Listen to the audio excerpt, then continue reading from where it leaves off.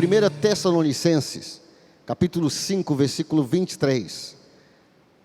1 Tessalonicenses 5, 23 diz assim. O apóstolo Paulo escreve à igreja em Tessalônica e diz assim: o mesmo Deus da paz os santifique em tudo, e que o espírito, a alma e o corpo de vocês sejam conservados íntegros e irrepreensíveis na vinda de nosso Senhor Jesus Cristo. Veja a ordem que o apóstolo Paulo dá, que o vosso, falando igual do século XVI, né, vosso, e que o espírito, a alma e o corpo de vocês sejam conservados. Então, nós somos um espírito, que temos uma alma e habitamos em um corpo, ok? Essa é a definição espiritual mais conhecida entre o meio evangélico do que é o ser humano. Nós somos um espírito e temos uma alma e habitamos em um corpo. Então é isso que nós vamos estar falando, por isso nós temos uma psicóloga clínica e um médico e um pastor para nós conversarmos sobre a saúde total. Então, primeiro eu quero agradecer aqui ao Dr. Fabrício, né, a Ana Barros aqui, que maravilha estarmos juntos aqui. Eu gostaria que vocês se apresentassem, falassem um pouco do que vocês fazem, onde vocês fazem, ok? Então pode começar com você. Bom dia, eu sou Ana Barros, como o pastor já me apresentou, né? Eu atendo em clínica particular atualmente, mas tenho uma experiência também com a área organizacional. Então, trabalhei muitos anos fazendo o processo de seleção, de recrutamento para vários cargos, para grandes empresas, né, do Pará. E isso me deu uma experiência vasta de contato com pessoas de áreas diferentes, né, de tipos de culturas diferentes. E é muito interessante ver, né, como que as questões psicológicas, elas atravessam de forma muito parecida, né, independente de religião, de profissão. E eu também sempre atuei na área clínica. O que é a área clínica? É o que a gente fala do atendimento em consultório, né, aquele atendimento individual ou atendimento de casal, né, para tratar as questões de adoecimento psíquico, de sofrimento psíquico, que leva ao adoecimento. Então, assim, eu atuo, né, atualmente eu estou na área clínica, mas também já trabalhei muito tempo nessa área com as empresas. Então, basicamente, inicialmente é isso, né? Bem, obrigado. Doutor Fabrício. Bom dia a todos. Meu nome é Fabrício Muniz, eu sou médico, formado pela Universidade Federal do Pará. Sou profissional de segurança pública há 13 anos, sou professor também há 15 anos. E, atualmente, eu trabalho nos 3 níveis do que a gente chama nos 3 níveis de atenção da saúde. Desde a atenção básica, que é aquela conversa lá do postinho, que a gente atende todo mundo lá, até a atenção terciária, que são os pacientes que estão em estado grave, pacientes que estão em UTI, pacientes COVID e todos os tipos de paciente. Atualmente, eu trabalho em 4 lugares e um deles, que é o principal local em que a gente pega pessoas com maior estado de gravidade, é na UPA de Castanhal. Ao longo de todos esses tempos, seja na área da educação, seja na área da segurança ou mesmo na área da saúde, a gente tem tido contato com pessoas de todas as raças, de todas as definições sexuais, de todas as orientações eclesiásticas, e a definição de saúde, psicóloga e pastor, ela é a mesma para todo mundo, né? Então, a gente pensa que por eu ter uma definição espiritual ou por eu não ter uma definição espiritual bem estabelecida, a saúde ela é diferente, e ela não é diferente, né? Então a gente vai discutir hoje que a saúde ela é complexa, e eu preciso estar bem em 3 níveis para eu poder estar bem tanto no nível espiritual, quanto no nível físico, que é o nível biológico, quanto no nível psicológico, para eu poder estar bem para desenvolver todas as minhas funções. Amém. Amém. Então, o propósito desse... Muito obrigado, doutor Fabrício. Então, o propósito desse painel é justamente isso, unir a ciência, né? E unir também a parte psicológica, espiritual e física. Lembrando que nós, cristãos, não deixamos de ter um corpo físico depois que aceitamos a Jesus. nada mudou em nosso corpo físico depois que nós aceitamos a Jesus. O que aconteceu é que nosso espírito foi renovado e agora nós temos o Espírito de Deus. Então, por termos o Espírito de Deus, o nosso espírito é perfeito, mas a nossa mente, ela precisa ser renovada. A nossa mente precisa ser renovada. Romanos 12:2 diz que nós não podemos nos conformar com este século, com este mundo, com essa era, mas nós temos que renovar, sermos transformados pela renovação da nossa mente. Então, não é que você aceitou Jesus e pronto, seu corpo foi transformado, a sua mente já é outra. Então, queridos, por exemplo, eu conheço pastores que já receberam tratamento psicológico, acompanhamento psicológico. Qual é o problema com isso? Não existe nenhum problema com isso, porque o pastor também tem alma, né? O missionário crente também tem alma, o crente também tem um corpo, e nós só vamos trocar de corpo quando Jesus voltar. Até ele voltar a gente vai estar nesse mesmo corpo. Mas já entrando aqui e começando aqui pela Ana, eu gostaria, Ana, por gentileza, que você falasse um pouco sobre os principais, eu vou chamar problemas, mas como eu sou leigo, fique à vontade, principais pastor. problemas, digamos assim, psicológicos, emocionais, que você nota, que você atende, que você vê, porque nisso eu acredito que não há distinção entre cristão e não cristão. Os cristãos têm alma, os não cristãos também têm alma. E o que você nota e como evitar ou tratar esses... Eu sei que é uma pergunta bem longa e bem complexa, né? Mas se você puder explanar um pouco, seria ótimo. Então, ninguém adoece de repente. É interessante que o senhor trouxe isso na pregação, né? Não é de repente que a pessoa tem depressão, porque depressão não se pega, né? Não é convivendo com alguém que você pega a depressão. A gente adoece. E para a psicologia, para a psicanálise, as doenças, elas são manifestações de um sofrimento psíquico. O que isso quer dizer? Você começa a entrar em sofrimento e vai vivendo. E não vai, às vezes, tratando ou parando para se questionar a respeito disso. E vai vivendo. Freud, né, que foi o pai da psicanálise, que foi quem desenvolveu a psicanálise, ele era um médico, neurologista.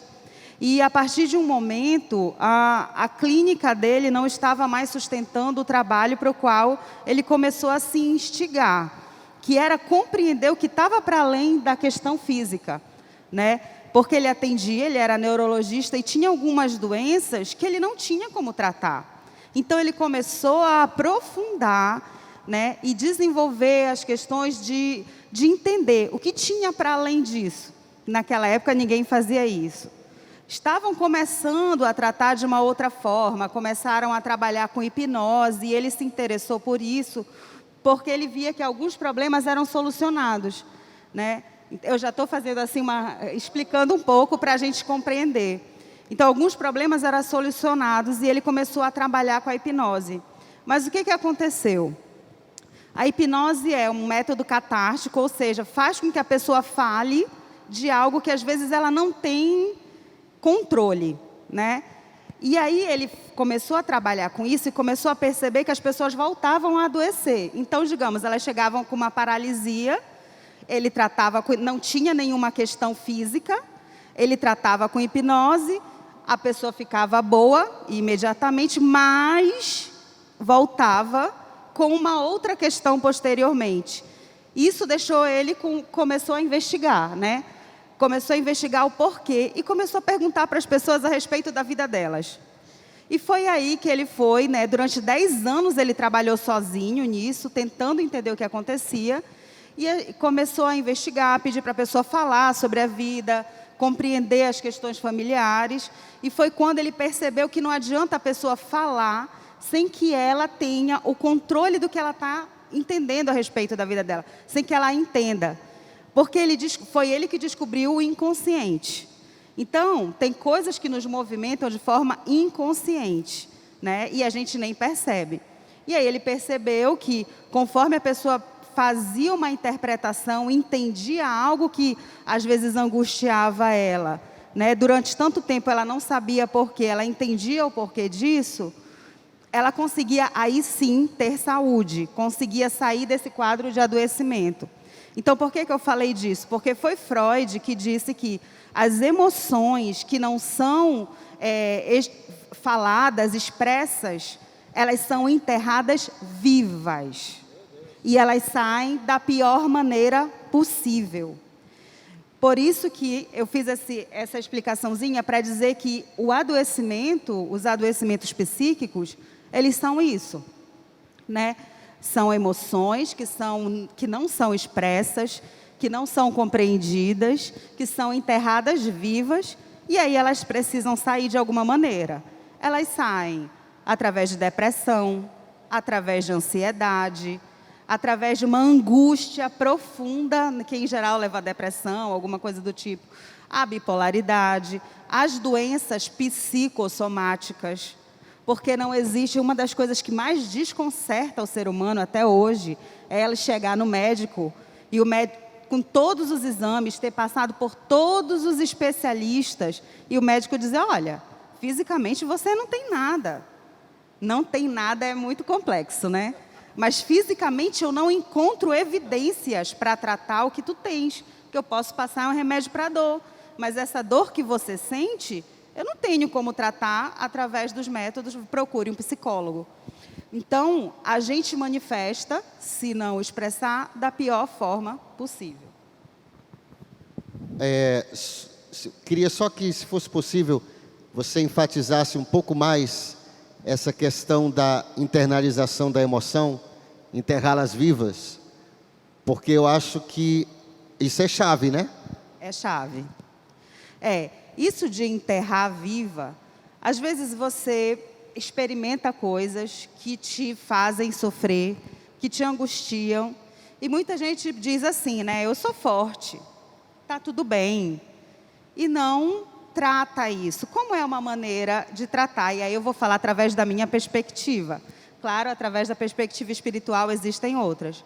Mas para a psicologia, é importante que a gente esteja se revisando, falando sobre o que angustiou, né? Indo para uma sessão de terapia, por exemplo, e dizer, olha, quando eu era criança, eu apanhava muito, estou dando um exemplo aleatório, né? Eu apanhava muito, mas eu sei que isso era amor, então eu entendo, eu vivo assim, eu apanho, as pessoas me batem, eu vivo apanhando da vida, mas está tudo bem, porque eu sou forte, né? Couro, como eu já ouvi, né? Couro de homem tem que ser de terceira qualidade, alguma coisa assim, porque tem que apanhar mesmo. E tudo bem, a pessoa vai apanhando, apanhando e não vai interpretando muitas vezes, não vai parando para dizer, nossa, como é que é para mim? Como foi para mim viver isso, viver violência? O nome disso, e aí dá nome às coisas, né? Porque às vezes você vive e você sente um monte de coisa, vira uma bola dentro de si, mas você não consegue nem dar nome. Quantas pessoas adultas, né? Às vezes, assim, que a gente passa, a gente às vezes pensa que quem tem muito estudo tem mais conhecimento pessoal não tem nada a ver com estudo. Muitas vezes a pessoa chega e diz assim, não sei o que eu estou sentindo. Tá, você viveu essa experiência. E como foi para ti? Você consegue dar nome? Eu não consigo. E às vezes a pessoa vai buscando saídas. Eu vou espairecer, estou muito aborrecido, vou jogar bola, né? Estou muito aborrecido, preciso sair. Não dá nome para dizer o que está acontecendo. Eu estou frustrado, eu estou decepcionado, eu me senti naquele momento que o fulano falou comigo tal coisa, humilhado. Então, tem muita gente que tem dificuldade de dar nome ao que sente. E isso é uma falta de habilidade, muitas vezes, cultural. A nossa cultura não é muito instruída, em geral, né, a ensinar para as crianças. Né? A gente vai com aquilo do engole o choro, menino não chora, se tu chorar não vai levar a nada.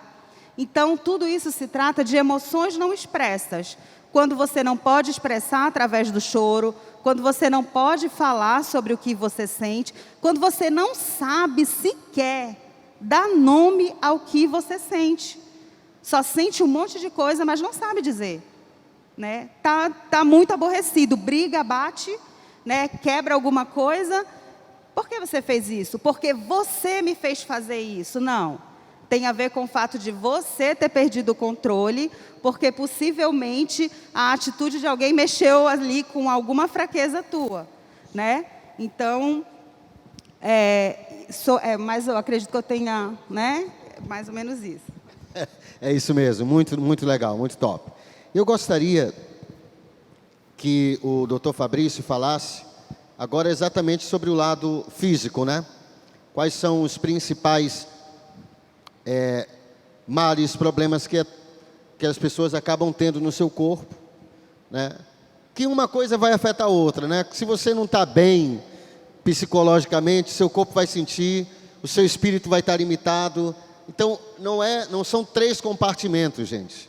É isso que nós temos que entender, por isso que o nome desse painel é Saúde Total.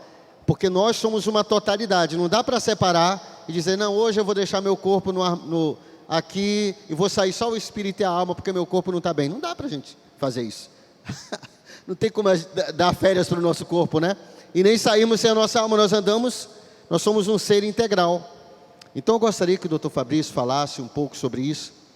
E algumas coisas básicas que nós podemos fazer para melhorarmos o nosso corpo, né? Para evitarmos esses males, essas doenças que são bem... A Ana Barros já falou aqui sobre a ansiedade, no nível psicológico, né? Ansiedade, depressão, essas coisas, mas tem também males físicos que acabam afetando a nossa alma e nosso espírito também. Sim, é verdade. E dando continuidade ao que a psicóloga Ana falou, se a gente for pensar na definição de saúde, a saúde ela já é definida como um total, né?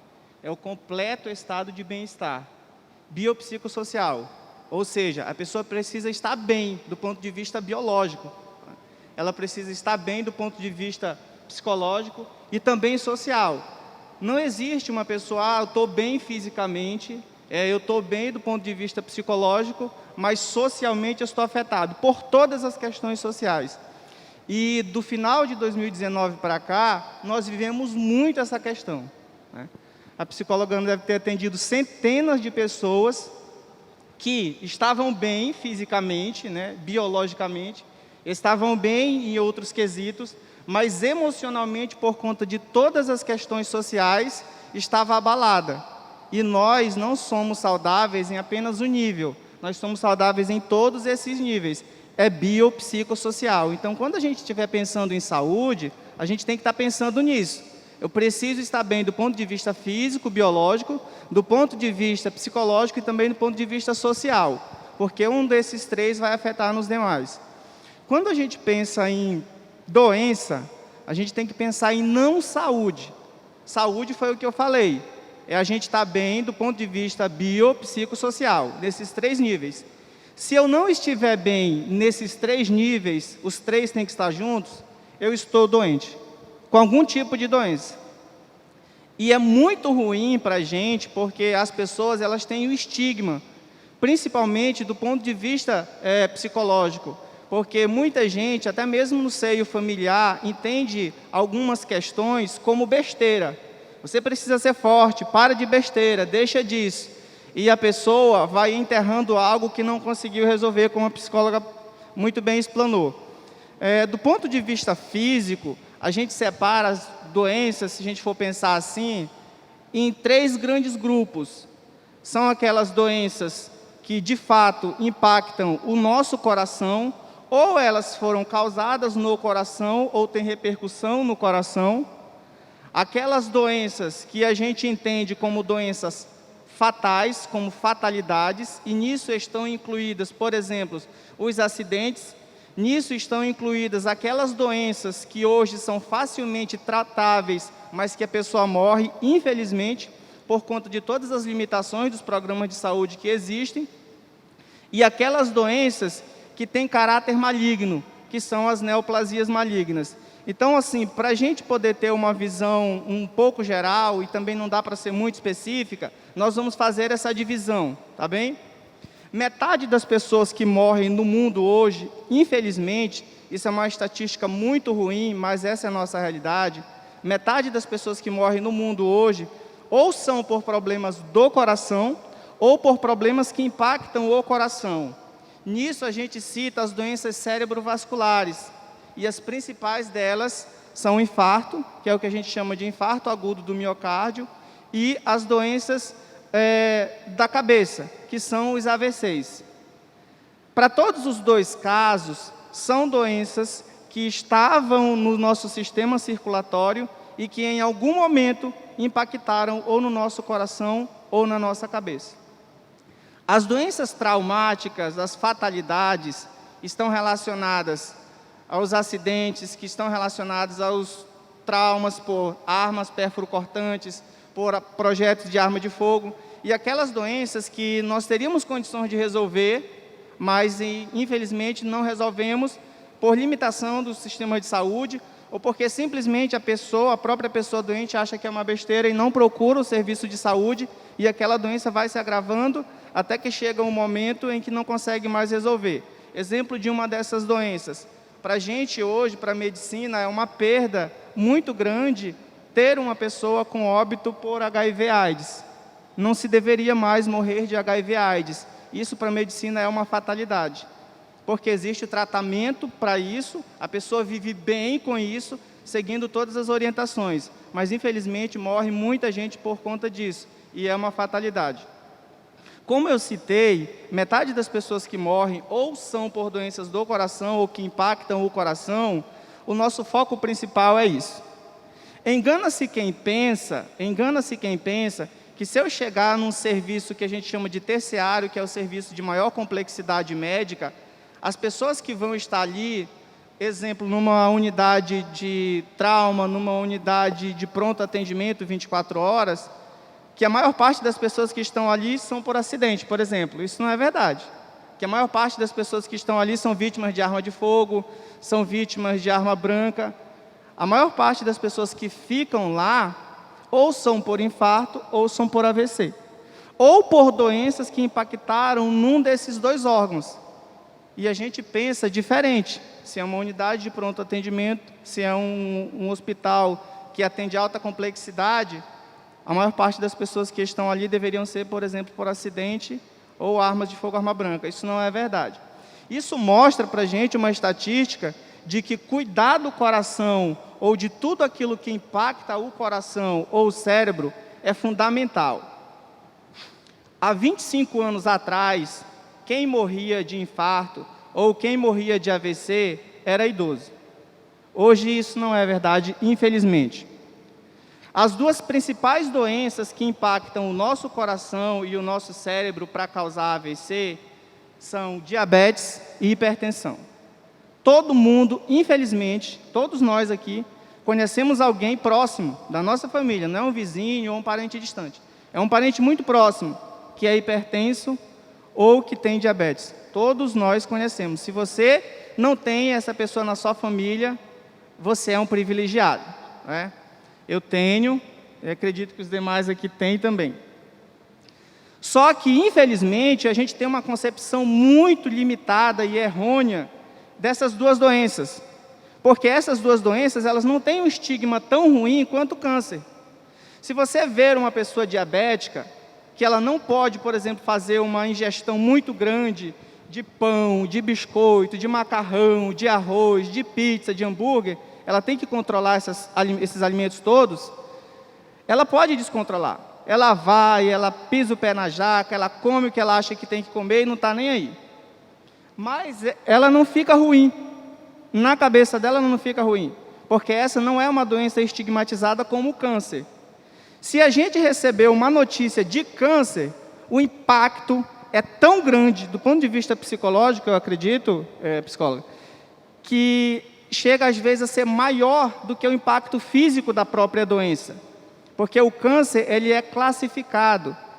A determinado local do corpo, ele é classificado. Um câncer, por exemplo, que dá no sangue, ele tem um tratamento e um prognóstico diferente de um câncer de intestino. Você já ouviu dizer que alguém que tinha câncer de estômago morreu da noite para o dia, E uma pessoa que tinha um câncer de intestino ficou bem, ficou curada, sobreviveu, venceu a doença. Porque, embora os órgãos estejam muito próximos dos outros, mas são completamente diferentes. E a doença câncer, ela causa um estigma negativo muito forte na pessoa. Mas 25% das pessoas que morrem no mundo inteiro, a 27% a 30% no máximo, é por câncer. Enquanto que diabetes e hipertensão, 50% das pessoas que morrem no mundo inteiro são por conta disso. Não por essas doenças em si, mas porque o diabético, porque o hipertenso, ele vai morrer do coração ou vai morrer de um AVC. Isso se não fizer tratamento. Porque se a pessoa que tem uma dessas condições, ou diabetes, ou hipertensão, por exemplo, decidir levantar a mão, dizer que tem a doença, que tem a condição, e aceitar fazer o tratamento, ela vai viver bem. Ela vai viver bem, a expectativa de vida dela é como das demais pessoas da população que não tinham aquela doença. E aí, pastor e psicólogo, a gente entra numa questão que eu acho muito, muito ruim da gente conseguir tratar, porque a gente separa as pessoas, quando a pessoa tem a doença, em 3 grupos. Aquela pessoa que não aceita ter a doença. A pessoa tem a condição, a pessoa foi diagnosticada com condição, mas ela não aceita. Ela quer falar palavras afirmativas o tempo todo. Eu não tenho, eu não tenho, eu não tenho. Mas ela já tem a doença. Ela não aceita que tem a doença. Aquela pessoa que tem a doença e potencializa a doença, muitas vezes cria outras doenças em volta que não existem. Existe uma doença, mas é uma doença tratável, por vezes é uma doença curável, é uma doença que a pessoa vive bem estabilizada. E a pessoa potencializa a doença. Do final de 2019 para cá tem acontecido muito isso. A pessoa tem a doença, mas está relativamente bem e potencializa a doença. E a terceira pessoa é aquela que nós devemos, aquele grupo que nós devemos nos encontrar, é aquela pessoa que identificou a doença, ela recebeu o diagnóstico da doença e diz para ela: eu vou tratar e vou ficar bem. Eu vou seguir as orientações técnicas, eu vou me alimentar de forma adequada, eu vou fazer a atividade física que preciso fazer e vou fazer a medicação que tenho que fazer. Essa pessoa, que é a pessoa que nós devemos ser, ela vai ficar bem. Ela vai ficar bem. Por quê?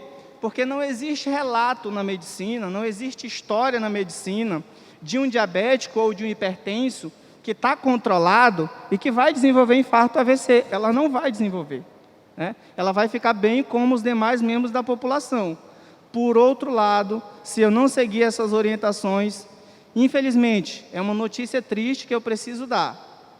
Para todo diabético, para todo hipertenso que não se cuidar, que não fizer as orientações adequadas, ela vai desenvolver ou infarto ou vai desenvolver um AVC. As duas geralmente são fatais. E uma coisa interessante que o Dr. Fabrício falou é que há pessoas que não aceitam, né? E eu sei que eu sou, claro, né? Eu sou pastor e nós somos cristãos. E nós cristãos, muitas vezes, nós confundimos a fé.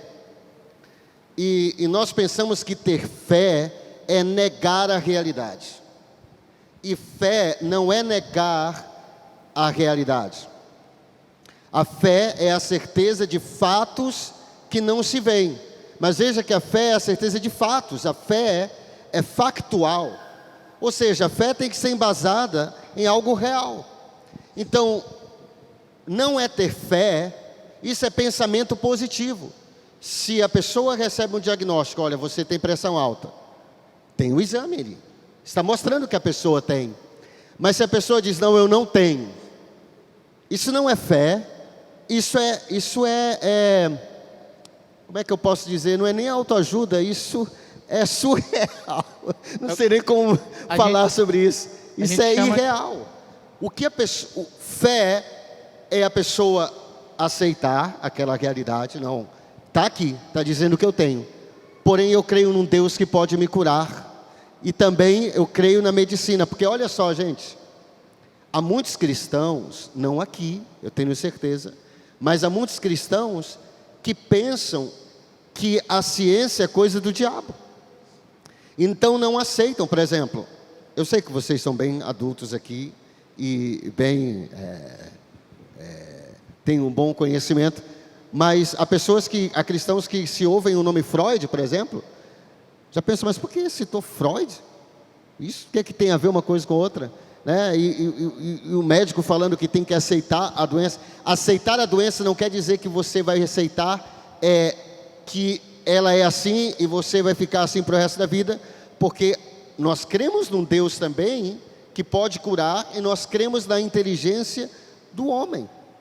Nós cremos Deus deu inteligência para o homem através da ciência. E se você não sabe disso, mas os grandes cientistas do passado, eles eram cristãos. E eles não negaram a ciência por muito tempo. A ciência e a espiritualidade caminharam juntas. Por exemplo, as pessoas, não só medicina, Lucas era médico. O discípulo, um dos principais discípulos que acompanhou Paulo, na verdade ele que escreveu o livro de Atos, ele que escreveu o livro de Lucas, ele era médico. Mas ele não negou a sua fé por ser médico, e nem uma coisa não interfere na outra. Então, por muito tempo a ciência andou junto com a espiritualidade. Quem separou isso? Foi quando a igreja romana começou a perseguir os cientistas e chamar os alquimistas, os químicos de bruxos, esse tipo de coisa. E aí começou essa separação entre ciência e espiritualidade, mas as duas coisas caminham juntas. Então, o que é ter fé? Tá, aqui fisicamente eu sou hipertenso, ou eu tenho esse problema de hipertensão, então eu vou tratar com a ciência, porque Deus dá inteligência ao homem. Porque há cristão que diz assim, não, eu não aceito isso. Muito bem, então não deve usar óculos, porque o óculos é um remédio. Então, se você usa óculos, como é que você não quer tomar um remédio para pressão, por exemplo? Ou você não quer tratar diabetes, quando o óculos também é um remédio? Eu poderia dizer, não, mas Deus vai me curar. E pode curar, Deus pode. Mas Deus deu inteligência ao homem para, não sei nem quando foi inventado, né, isso, mas depois pode até falar, mas Deus deu inteligência ao homem para criar um remédio para a sua visão. Então, queridos, fé não é negar a realidade. Fé é você acreditar no Deus que está acima da realidade, mas fazer os tratamentos. É por isso que na Past Church e nas boas igrejas também, nenhum pastor diz para você não fazer o seu tratamento e tirar remédio, tá? Porque uma coisa não tem nada a ver com outra. Nós somos um espírito que temos uma alma e que habitamos em um corpo. O nosso corpo está, pode, assim como a nossa alma também, adoecer, ter esses males. Nós precisamos enfrentar essas coisas. E não enterrar, né? Que falou, enterrar as emoções vivas, enterrar o problema vivo, né? Negar. Então a fé não é você ser um negacionista. Não. Né? Não é isso não. E, inclusive, por exemplo, se você estiver num barco e o barco estiver afundando, o que é não ter fé? É você falar, esse barco não está afundando.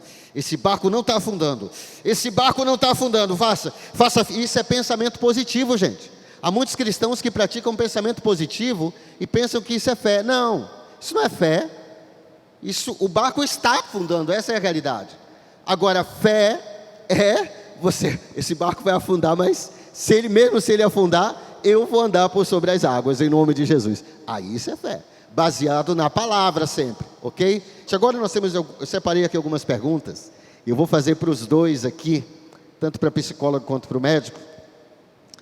Esse assunto aqui, como o estresse afeta a nossa saúde. E quando nós falamos saúde, já quero falar saúde espiritual, saúde psicológica, né, saúde emocional, saúde física. Como vocês veem que o estresse afeta a nossa saúde? Talvez você pode começar, talvez. Posso começar? Bem, o estresse é uma sobrecarga, né? A gente sabe que existem as questões físicas, fisiológicas, que o doutor Fabrício vai poder falar, do aumento do cortisol, que tudo causa uma alteração no sono, né? Mas nas questões psicológicas, em geral, é pelo que você vai absorvendo da vida, da maneira como as coisas acontecem, porque não adianta, né? É interessante que a gente está falando sobre o negacionismo, né? Sobre negar. Então, tem gente que vai vivendo, como eu disse, e vai dizendo, não, está tudo bem. E vai se sobrecarregando, trazendo para si, às vezes, muita responsabilidade para além do que dá conta, né? Tendo dificuldade de compartilhar responsabilidade, tendo dificuldade de pedir ajuda, e também a vida. A vida, ela é estressante. A gente fala da vida, às vezes, e acha assim, que não, para eu estar bem, eu tenho que estar completamente feliz. Como eu não estou feliz totalmente, né? Eu lembro de uma pessoa que chegou uma vez para mim e disse, eu quero alcançar a felicidade plena. Aí eu disse, bem, né? Assim, eu sinto te dizer que essa plenitude, ela é irreal. Porque assim, a gente... Só no céu, né? Só no céu. Não pude dizer isso para ela, que era no atendimento, né?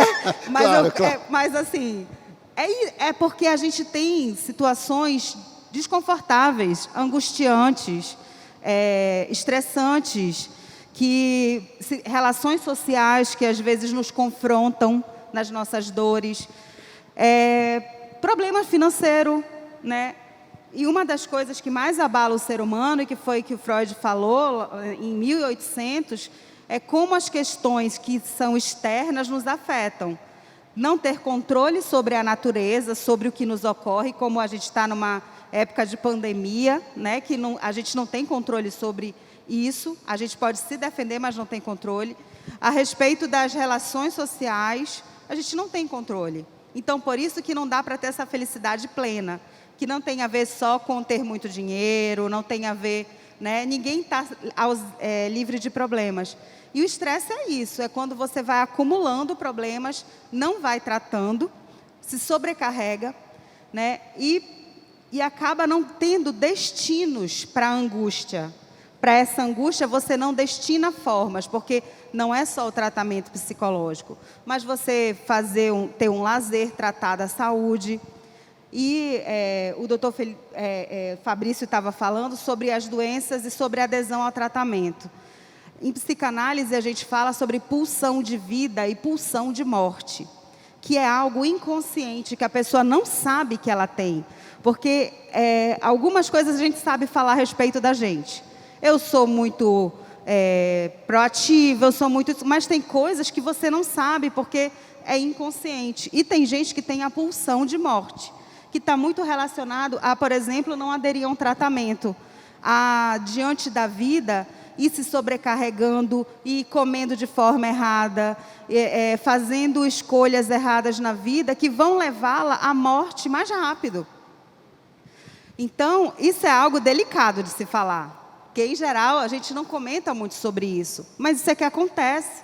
Então, às vezes, uma pessoa maravilhosa, uma pessoa que é arrimo de família, uma pessoa que está lutando pela vida, ela tem essa pulsão muito forte. Ela está em uma angústia tão grande que ela tem essa pulsão, ela tende a não se cuidar, a não se exercitar, a trazer para ela todas as responsabilidades, a não olhar para si, porque ela possivelmente está em um sofrimento muito grande. E aí, o que acontece? Vem os adoecimentos. Como uma coisa está ligada à outra. O que vem primeiro? Em geral, o sofrimento psíquico nesse tipo de doença, que o estresse, né, puxa aí, hipertensão, diabetes, como já foi falado, porque justamente existe todo esse descontrole. A pessoa tende a dormir menos, porque ela está muito sobrecarregada, ela vai buscar formas de se distrair que fazem com que ela perca, né, o sono, ou não consegue mesmo dormir, porque existem alterações hormonais até. Então, quando o estresse está muito alto, o cortisol está muito alto, a pessoa não consegue relaxar. Cortisol em determinada quantidade é ótimo, mas em excesso faz mal, né? Aí ela não consegue relaxar, não consegue descansar. A melatonina não é liberada, que é o hormônio do sono, que faz com que ela durma cedo. Aí depois não tem liberação de serotonina, que é da felicidade. E uma coisa vai ligada à outra. Então, por isso que é muito importante você se olhar de uma forma integral, né? Ou olhar para a sua saúde, que é no contexto que a gente está falando, que é o bem-estar psicossocial, né? Físico, psicossocial. Então, assim, é muito importante isso. Então, talvez o estresse não seja algo tão simples de ser falado. É sempre volta para o mesmo ponto, né? Esse ponto de se olhar. E nós temos a pulsão de morte, mas nós temos a pulsão de vida, que é quando você começa a buscar justamente tratar áreas da sua vida, né? Agir de maneira... E aí você precisa identificar que está vivendo dessa forma para mudar a sua forma de agir. Porque as coisas não são determinísticas. É muito importante entender isso. Não existe alguém que o fulano é depressivo. O fulano está com depressão. A fulana é ansiosa. Ela está em um quadro de ansiedade, né? Fulano não deve ser estressado, ele está estressado. A gente tem que entender que não é assim, que não é determinado. Eu nasci assim, né? E pronto, não adianta, é da família. As pessoas falam muito isso sobre ansiedade. Eu sou ansioso. Se levantar a mão, todo mundo diz, né? Aqui não, mas em outros lugares, se eu perguntar quem é ansioso, todo mundo levanta a mão praticamente. Porque a ansiedade é uma coisa natural. É do ser humano. Ansiedade faz que, diante de uma situação que nos ameaça, a gente pense muito rápido para poder agir. Agir ou fugir. Lutar ou fugir, né? É isso que a ansiedade faz com a gente. Diante de uma situação ameaçadora, se você está saindo aqui e vem um cachorro muito grande para cima de você, o coração acelera, você pensa um monte de coisa que nem imagina e busca uma reação que você, às vezes, nem pensaria que teria, né? Uma pessoa que é super calma, às vezes pega um pedaço de pau e vai para cima do cachorro. Uma pessoa que é super, demonstra ser corajosa, às vezes sai correndo, porque não passa pela nossa decisão. É algo meio que instintivo a ansiedade. Então, mas só que não são só situações físicas assim, que nos deixam ansiosos. É aquela preocupação com o trabalho de amanhã, é a expectativa de como vai ser o mês, é uma situação que você tem que enfrentar com a família. Tudo isso causa ansiedade, é natural, porque te ajuda a pensar, muitas vezes, a buscar saídas, ou até fazer uma escolha. Bem, será que vale a pena eu enfrentar isso mesmo ou é melhor eu cair fora dessa história? Né? É natural, só que você... Às vezes, o que é o adoecimento em relação à ansiedade e que tem a ver com o estresse também, né? É justamente aquela cabeça que não para. Os pensamentos que ficam intrusivos, que a gente chama. Que você pensa e o fulano e não sei o que, não consegue. É como a pessoa não consegue que a cabeça pare, mesmo que ela queira. Não adianta dizer para o ansioso ou para o estressado... Relaxa. Isso é igual pegar uma feridona e você enfiar o dedo lá dentro, que a pessoa não consegue, né? Você pode oferecer de outras formas, eu acho que depois a gente vai falar sobre isso, né? Oferecer de outras formas suporte para quem está passando por isso. Mas assim, outra coisa da ansiedade, né? A pessoa está sempre no limite, ela está sempre a ponto de explodir, porque ela está com, como se fala no senso comum, os nervos à flor da pele. Tem as crises, que são os tremores, a falta de ar, né? As mãos que ficam dormentes, as extremidades elas ficam geladas e dormentes, porque, em geral, nesses momentos, quando a pessoa está passando por uma crise de ansiedade, o sangue ele vai para os órgãos mais nobres, que é o pulmão e o cérebro, né, doutor? E depois, né? Aí por isso que os pensamentos ficam tão rápidos, porque isso é uma reação para dar suporte para a pessoa ir para a luta, né? Quando tem alguma situação como essa ali que eu falei, às vezes a pessoa se machuca e depois diz, depois que o sangue esfriou, que veio doer, né? Esse tipo de reação ajuda justamente para isso, para você ir para a luta e não sentir tanto. Só que existem o estresse e a ansiedade dos dias de hoje, muitas vezes não são essas situações. E às vezes a pessoa nem sabe por quê, mas ela está tendo uma crise de ansiedade. Está lá, o coração para explodir, aí vão parar onde? Chega lá, chega na UPA, estou tendo infarto. Quantas pessoas eu atendo?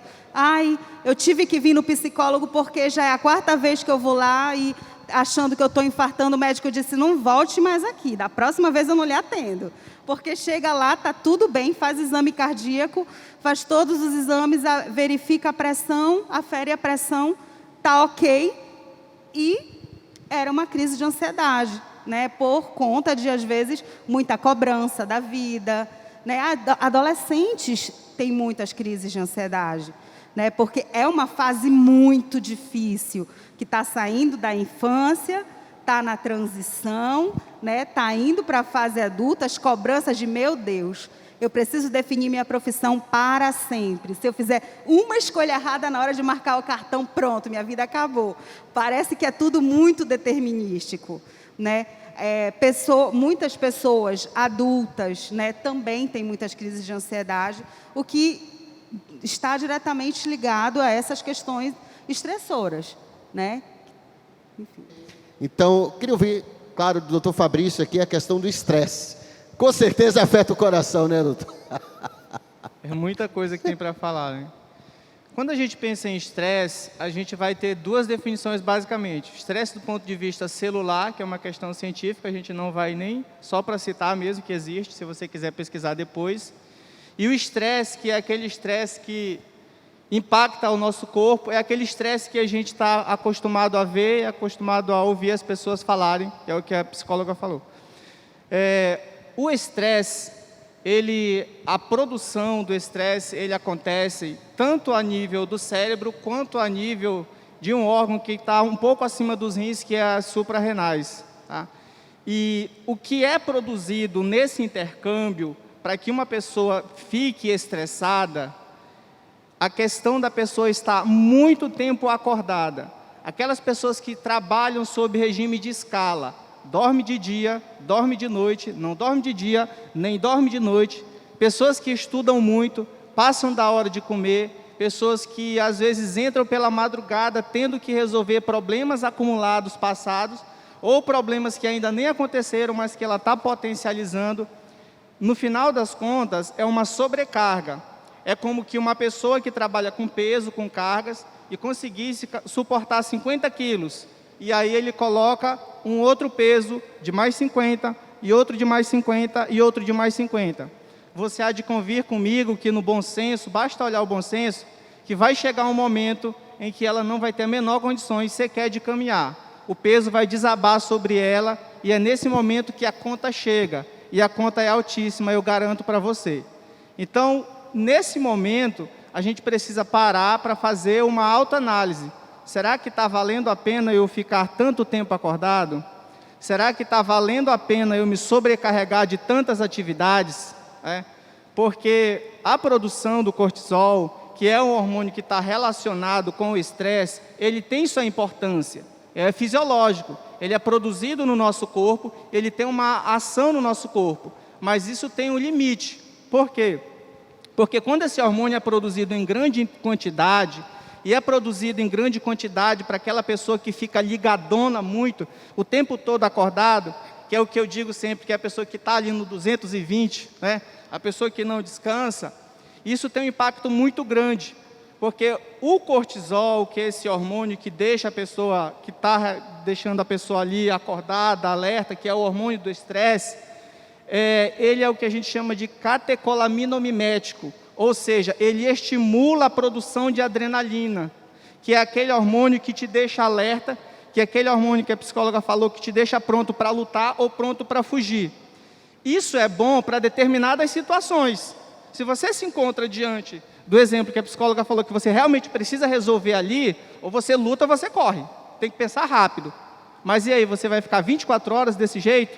O seu corpo não vai aguentar. Por quê? Porque essa produção o tempo todo alta, vai chegar um momento que nós vamos estar no headline ali.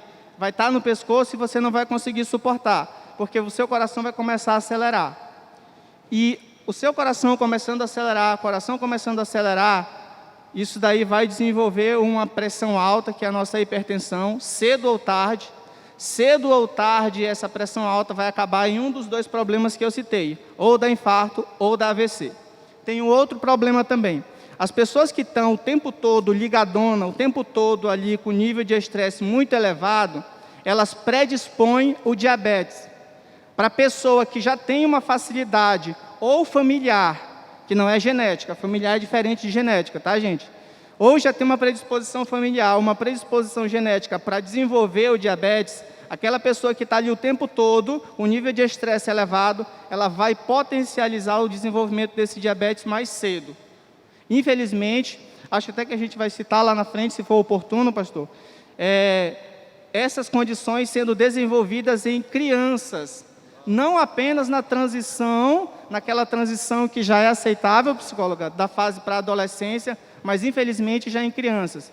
Então, assim, o que eu acho que a gente pode fazer é organizar a questão da alimentação. A nossa alimentação ela é fundamental. Hoje em dia não existe nenhum receituário médico que não fale da sua alimentação. Você precisa estar bem do ponto de vista alimentar.